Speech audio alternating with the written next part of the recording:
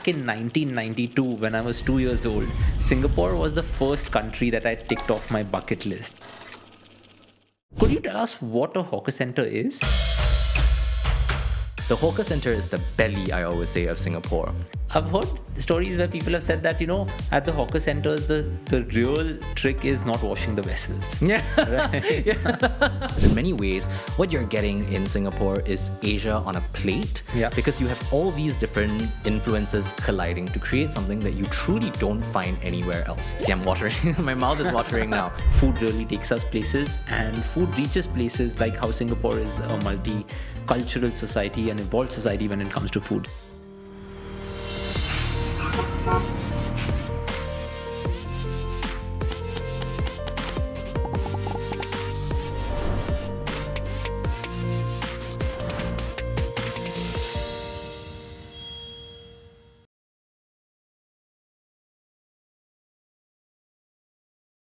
Hi everyone, welcome to another episode of Travel, Explore, Celebrate Life. I'm your host Neil Patil.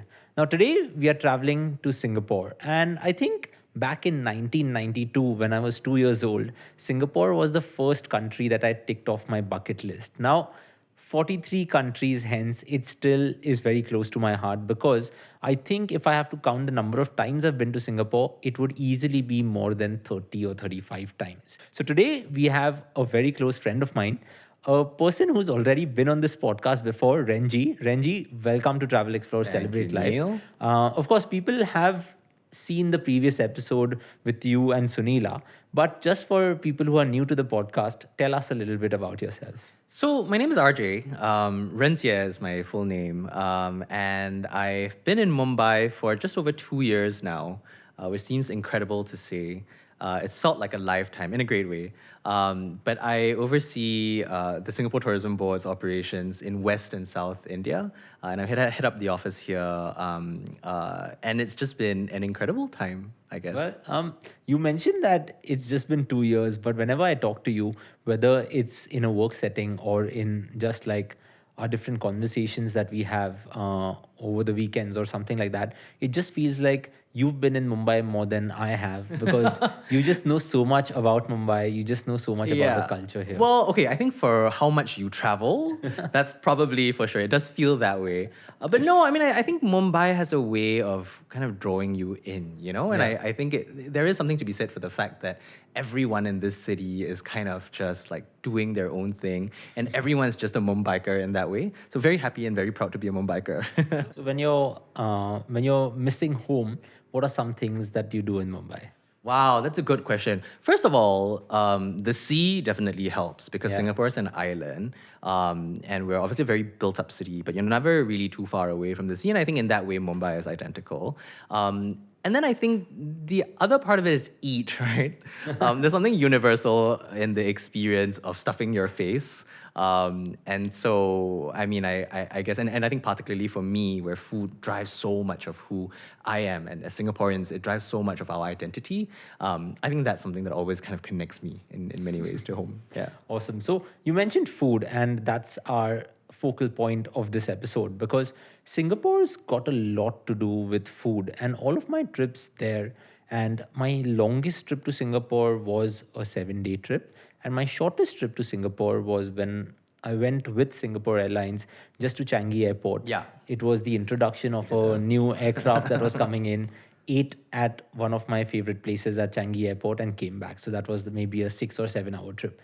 All of those trips have been centered around food. So as we dive deep into this, I would like to clear out a few misconceptions.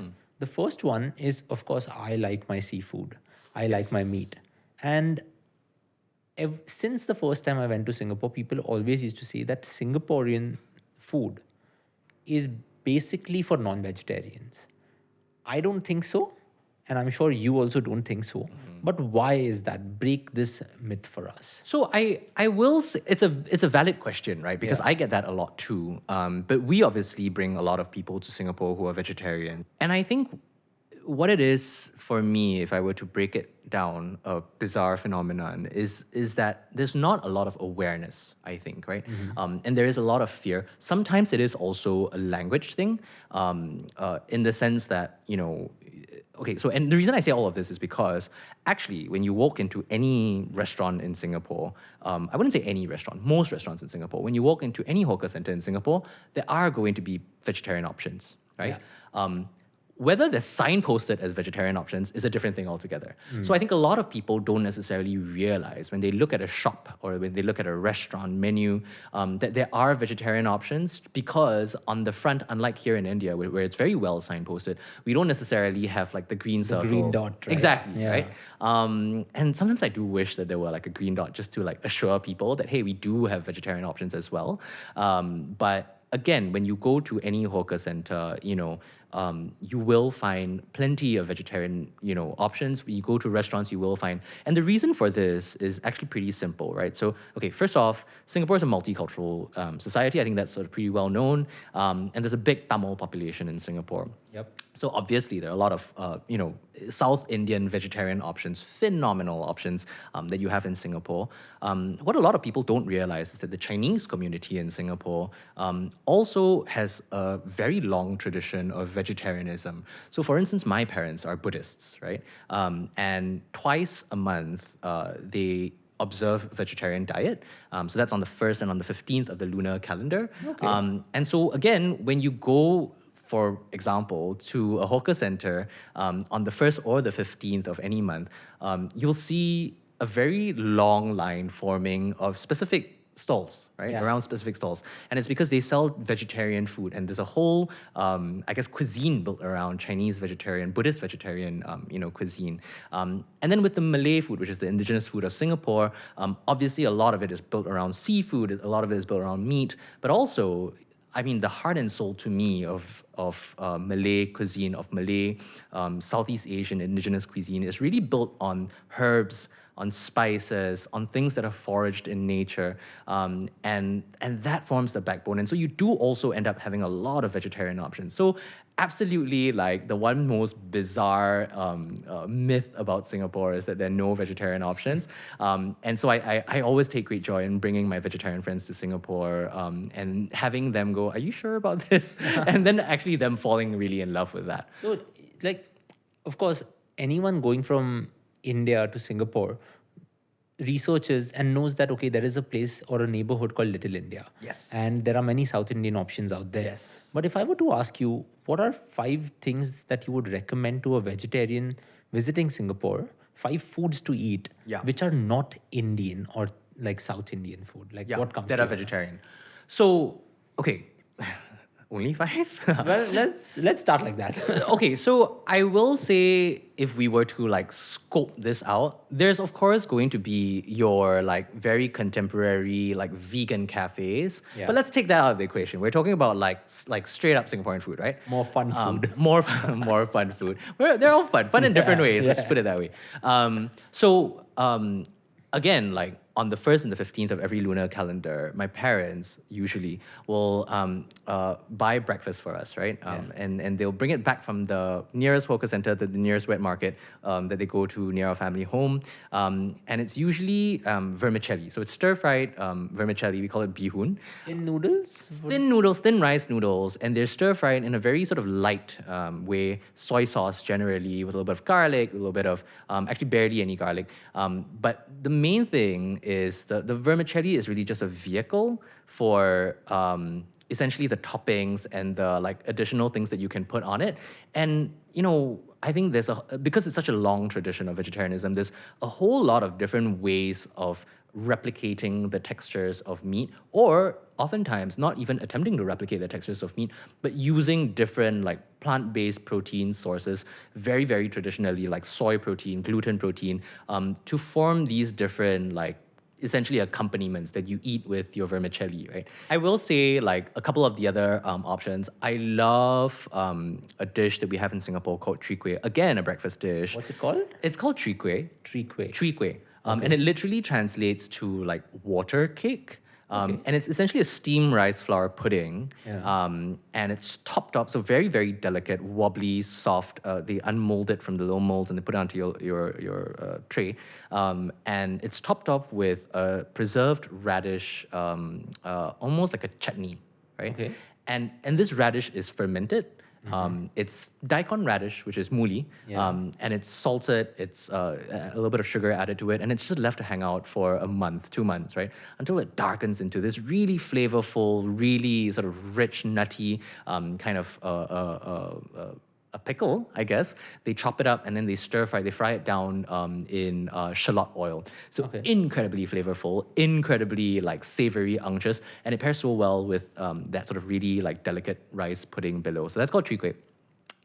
While we're talking on the topic of radishes, carrot cake is another dish that we have in Singapore that's usually vegetarian. I quite like that. Carrot cake? Yeah. So carrot cake that we have in Singapore is different from... The one in Mumbai. Exactly. Right? Yeah. It's not your like Theobroma carrot cake, to be clear. And it's also black carrot cake and white carrot cake. Yes. Right? Okay. So for context, for people who don't know, carrot cake in Singapore is what we have here in India, what we call muli cake, right? Yeah. And you have this in all your Pan-Asian restaurants and stuff, but we do it slightly different in Singapore.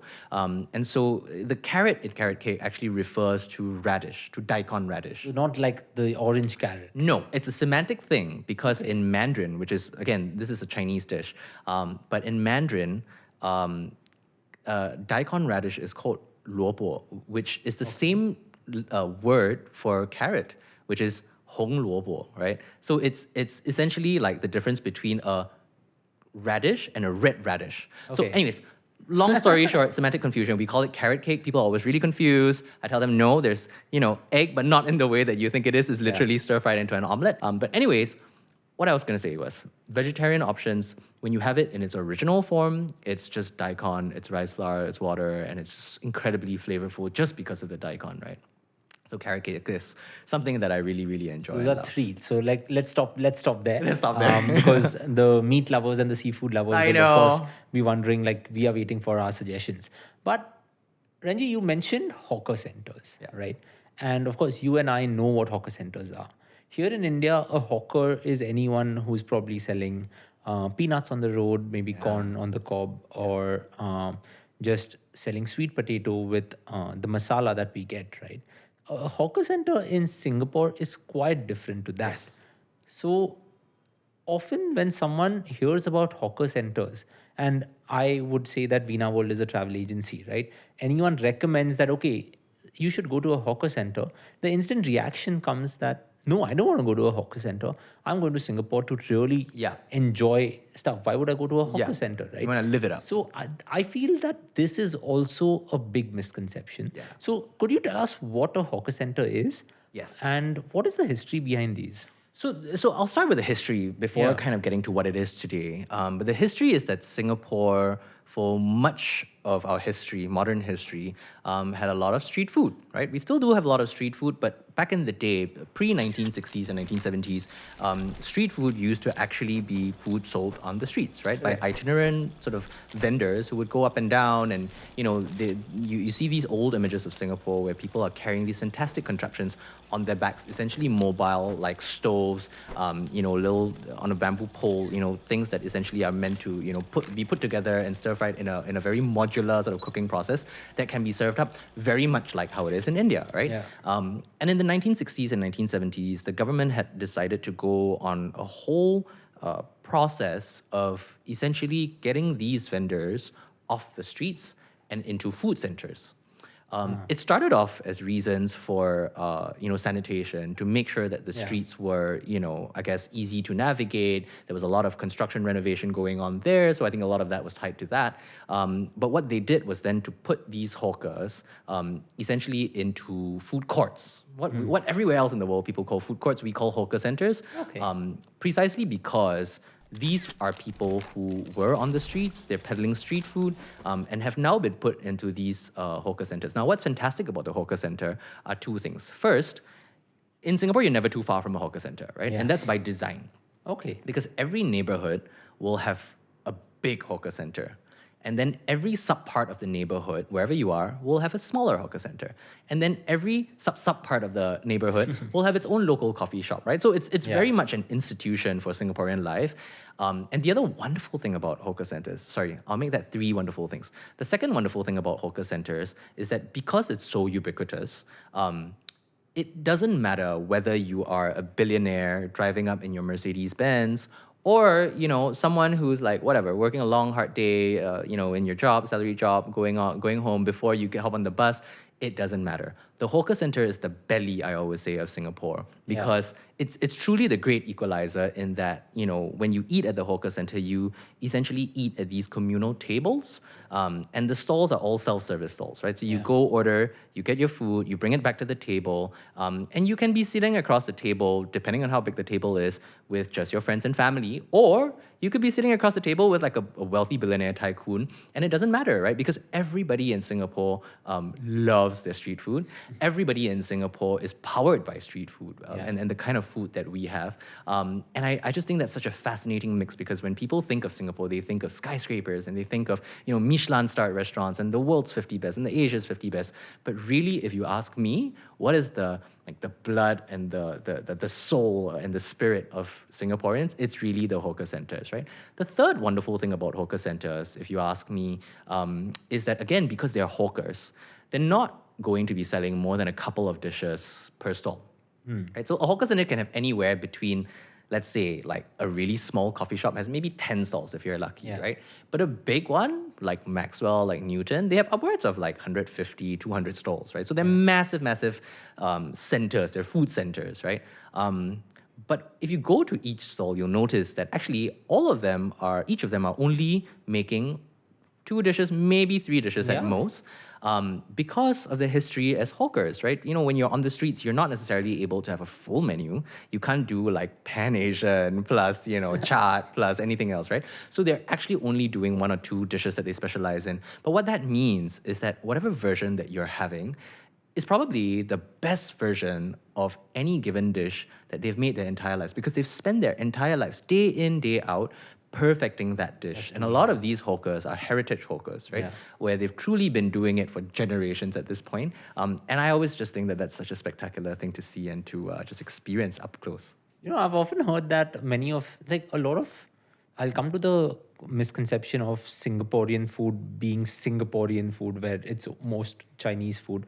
But more so, I've often heard stories where a lot of broths are used in Singaporean food, right? Chicken rice has its own broth. Bak kut teh has its own broth. So I've heard stories where people have said that, at the hawker centers, the real trick is not washing the vessels. Right? Just like the pani puri where the secret is under the nail. So is that really true? Because I know you cook a lot, and the flavors that I've always had in Singaporean food are just super unique. And you mentioned about hawker centers, right? If I were to recall, the first time I tried sambal stingray was in a hawker center. The first time I tried a black carrot cake or a white carrot cake was in a hawker center. The first time I tried the kangkong, which is Morning Glory. The Morning Glory, was in a hawker center. And the first time I really tried Singapore chili crab was not at Jumbo Seafood, which is where everyone goes. It was at a hawker center. I'm so glad that the hawker center was so formative to your, how many, 35 times that you've been to Singapore? Trips. But for the first 15 trips, I did not know the concept of a hawker center, because I kept discounting it that, okay, if I'm in Singapore, I'd rather go to the famous restaurants. But then I had a friend who was like, okay, no, this time I'm going to show you the real Singapore. And then he took me to all of these places. Indian Chinese, if you order Singaporean noodles, because we have something called Hakka noodles, right? Singapore noodles for us was just these yellow noodles that used to come in and were thought of like Singapore noodles. But what is Singaporean food like in general? So Singaporean food is a hodgepodge, just like Singapore is, right? And the reality of it is that there's no one thing that defines Singaporean food. Because we do have our indigenous cuisine, which is the Malay cuisine. It's the cuisine of the people that essentially have, been born off the Malay Peninsula and the entire Malay archipelago, which once upon a time used to be a huge maritime kingdom, right? So hugely influential. And then because of our history and because of trade and conquest and colonialism, you end up having different groups of people coming through to Singapore, one of whom are the Indians, right? And you have a big community of Tamils, you have a big community of Malayalis in Singapore. You also do have a big Punjabi community in Singapore, the Sikhs, right, in Singapore. And so they bring their own influences. And then you have the Chinese community, and the Chinese community mostly come from southern China. So for instance, my family comes from the south of China, an island called Hainan Island, beautiful tropical place. if I can make a shout out for So it. you said Hainan, and Yes. Hainanese chicken rice is Absolutely, from yeah. there? It's from but what I was going to say was that whether it's Indian food or Malay food in other parts of the archipelago or even Chinese food, when you trace it back, the dishes that we call Hainanese chicken rice in Singapore, you don't find in Hainan Island, right? The Indian food that I think of, the Tamil Singaporean food that I think of, you don't find in Tamil Nadu. Yeah. And likewise for the kind of Malay food that has evolved, right? And I think that for me is the magic of Singaporean cuisine, and the experience of eating in Singapore is in many ways what you're getting in Singapore is Asia on a plate, Yep. because you have all these different influences colliding to create something that you truly don't find anywhere else. No, Hainanese chicken rice is a very, I would say your second trip to Singapore should probably be Hainanese chicken rice because you're introducing yourself to the culture. Right? Yes. Now, coming to this one thing that I hear about in lore, in podcasts, I read about in blogs, or at least I watch influencer videos about Singapore, is one recurring theme that everyone says go to Singapore and have the Singapore chili crab.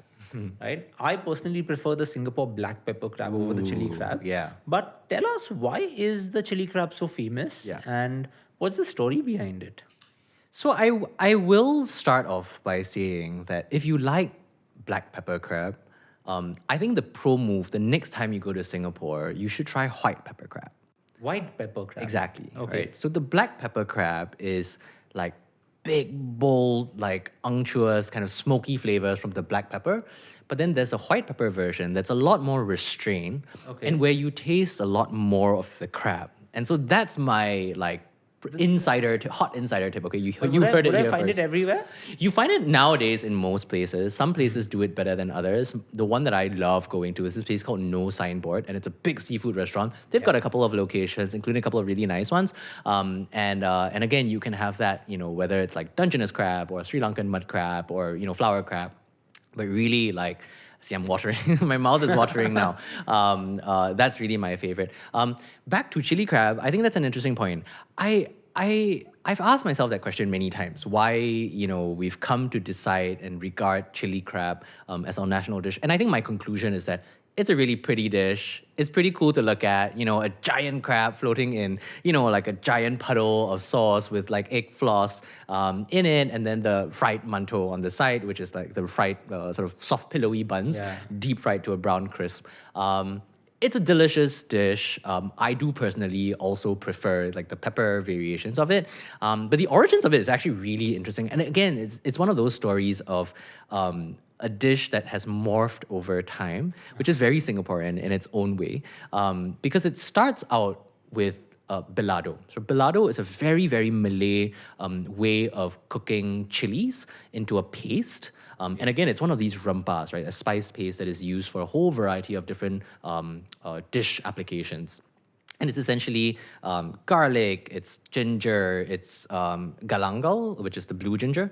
We call it the blue ginger. It's shallots, and it's fresh chilies, and it's pounded together and then fried down, right? Sometimes there's a little bit of lemongrass, sometimes there's a little bit of other aromatics in it. So it started as that, as a very Malay dish. But then with the introduction, of course, of different types of foods from all over the world, then we started getting tomato sauce, right? Yeah. Ketchup, essentially. And then we started getting chili sauces, right? And not the traditional chili sauces, but the kind of chili sauce that comes in a bottle, right? And that obviously has a very different flavor profile. So actually, when you're looking at that giant puddle of red sauce floating around the chili crab, it's a mixture of the balado. It's a mixture of that sambal paste that's fried down.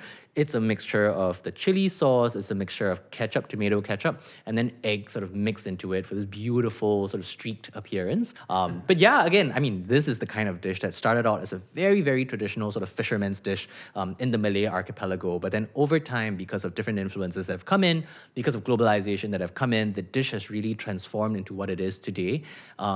I guess it's like the success story, right? And now the poster child of Singaporean cuisine, but very much I think representative of what that influence and that evolution over time that Singaporean food often takes is. Yeah. Yeah, I think when you talk about the evolution of Singaporean food, Singapore chili crab is up there. But if I were to say, give me 3 dishes that are top of mind for you when it comes to Singaporean food, what would they be? Ooh. three dishes that are top and you of can't mind. name more than three. See, but that's cruel. Yeah. I feel like that's not allowed. Okay, I'll tell you. And I will caveat this by saying that these are the three that I gravitate towards from like a pure nostalgia factor, from like a homesickness factor, which obviously part of that is like what you can't get elsewhere, right? So fish soup is one of them. Okay. Fish soup is essentially, as its name suggests, a soup that's made with fish bones. It's a very, very simple soup. What's special about it is it's usually eaten with thick rice noodles, or it's just eaten with rice, steamed rice on the side. It's incredibly flavorful because they're thick slices of fish that obviously, the soup base is made from the fish bones and is boiled for hours to really give it that body and that flavor, but thick slices of fish that's marinated in Chinese rice wine. You have slices of bitter gourd, Karela, which I personally love. And the ones that we get in Singapore are not so bitter, I will say. Tofu, vegetables, tomato in there. So it's very light and comforting. Yeah. The second thing I will say is nasi padang.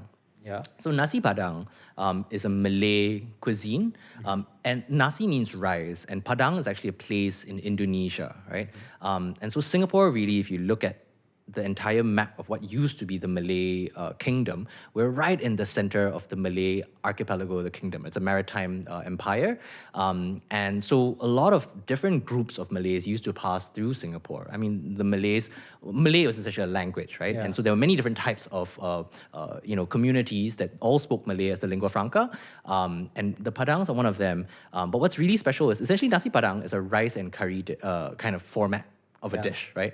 Where you get a plate of rice and then you point. You're standing in like a buffet line, right? And you're pointing at essentially, I want that curry and I want that fish. And these are different and I types want of that vegetable. curry They're or- all different, right? And so, my favorite place to go to for this is this place called Haja Maimuna. And it's in the Arab quarters in Singapore called Kampong Glam. Must go there. Yeah. So that was the second dish, nasi padang. That's the second dish. And the third one. And the third one is a bit of a cheat, I must say. I wouldn't say it's a cheat, but it's roti prata, right?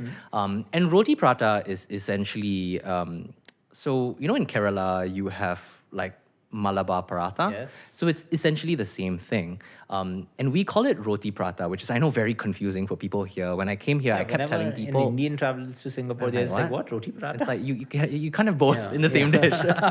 But roti prata is essentially a form of Malabar paratha, and it was brought by the Indian Muslims who migrated to Singapore back in the day. And what's interesting about it actually is in Malaysia they have much the same dish, but they call it roti canai, and it's called roti canai because of its origins. It's from Chennai, right? Because a lot of Tamils moved over to Singapore and to Malaysia and the neighboring sort of countries, and so that's kind of the legacy that they've brought with them. That is just extraordinary. Again, when I'm homesick, I go there because Tamil food for me, South Indian food for me is just so deeply rooted to kind of what we grew up on. And so roti prata in Singapore, and there's this fantastic place that does it in Singapore, and it's called Mr. and Mrs. Morgan's Crispy Prata. Okay, it's a long name. I will jot this down. But It I'm will glad, appear. you mentioned that, so we can just put a link to it. or Exactly. something. So, but here's the thing. Mr. and Mrs. Morgan's Crispy Prata doesn't sell you prata past, honestly, some days I've been there 10:30 a.m., right? So they open at the crack of dawn. People show up before the crack of dawn. And it's located in this beautiful part of town called Juchet. Vibrant, gorgeous place, old Peranakan part of town. And it's at a street corner, kind of a coffee shop, like a mini hawker center, right?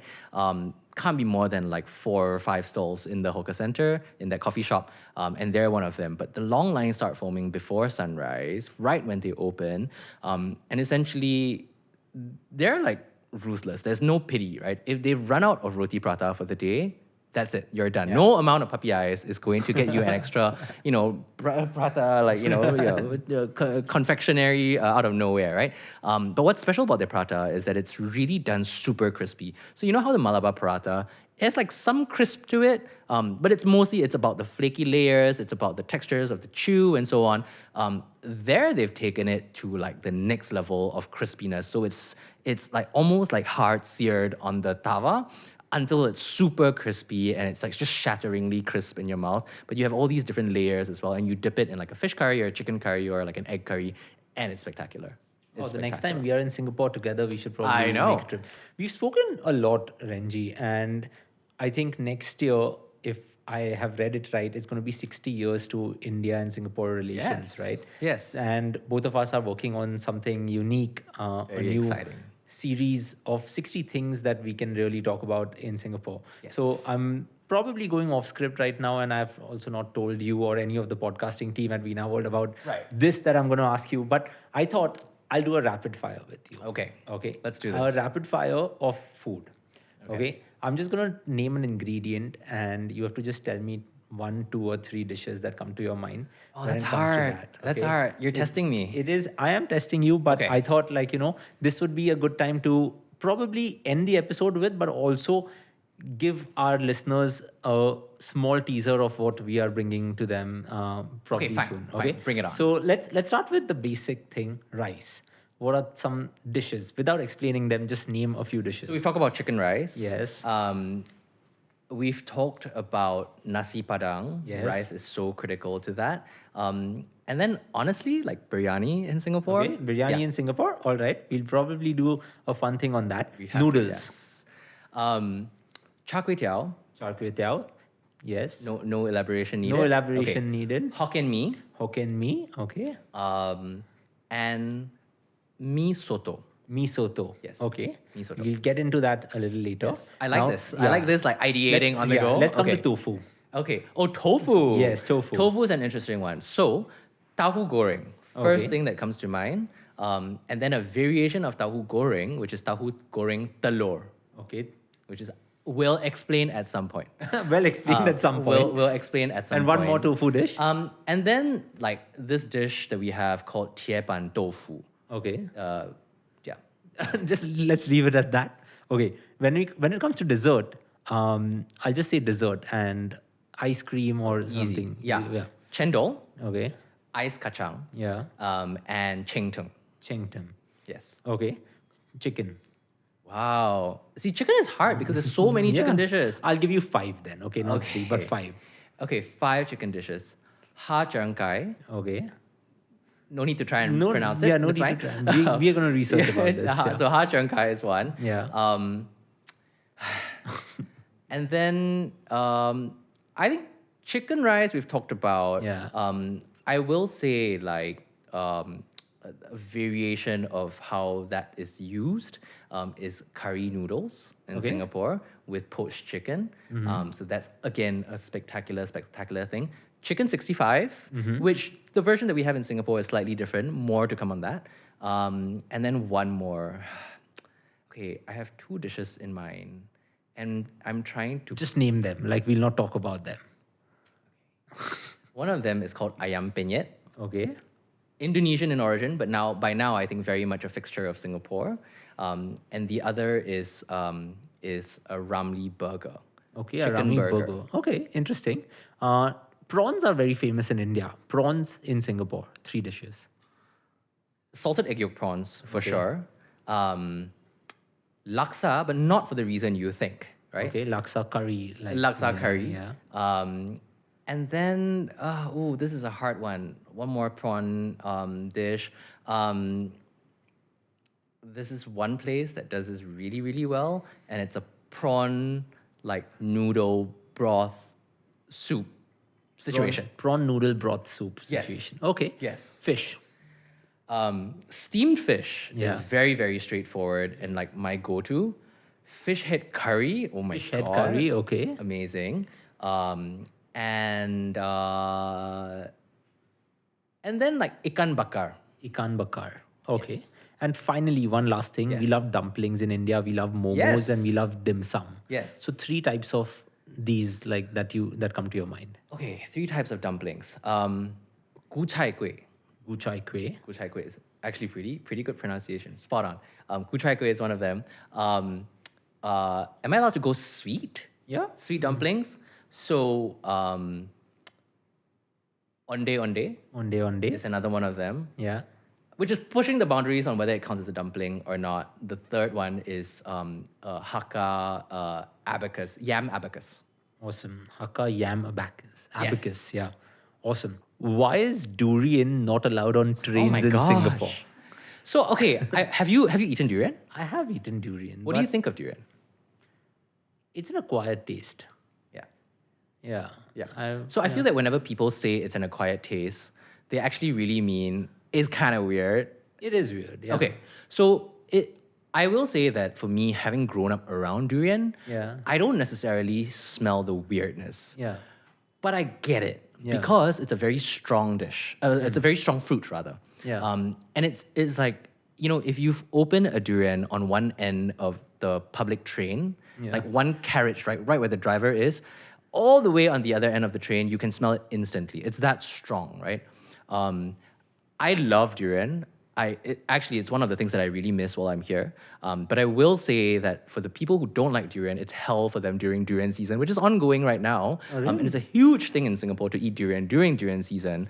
And we get all like connoisseurs. But how did this rule come about? Is there actually a rule? It is actually a rule, yeah. And so you can't bring it onto public transportation. A lot of like your taxi drivers, your like the equivalent of Uber that we have in Singapore, which is Grab drivers will be like, not today, you know? Really? Because again, the smell will stay for, stays, right? I mean, Yeah. for like days at a point, right?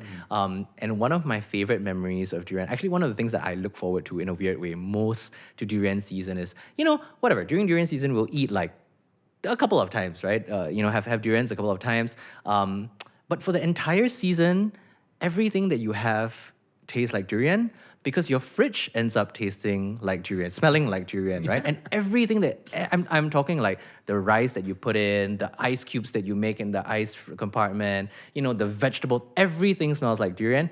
And it's glorious. I love that. You know, it's just like a Maybe delicious. only you love that. Well, and my family, except yeah.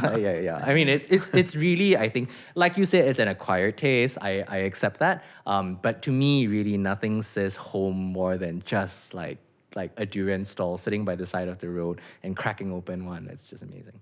Awesome. Renjie, RJ, thank you so much for Thank you. coming on to Travel, Explore, Celebrate Life today. This was really fun. I think we gave our listeners and viewers a good taste of the 60 episodes that we plan to record. I mean, let's see how far we get. But Yes. you've given them reason enough to at least tune into them and find out different things about Singapore. Hopefully, and there's so much more, I think, to talk about, Yeah. like, even beyond food as well. Exactly. And Singapore is very close to my heart not just because of the number of times I've been there, but a lot of things that I know about food are shaped by what I've learned in Singapore. Yeah. So I often encourage everyone that don't let Singapore or any other country in general be a country that you visit only once. Like if you can Yeah. afford it, if you can ensure that you go to that place, you keep going again and again. Yeah. And the things that you've told us over the last 30 minutes or 40 minutes have just given me more impetus to the fact that food really takes us places and food reaches places, like how Singapore is a multicultural society and evolved society when it comes to food. So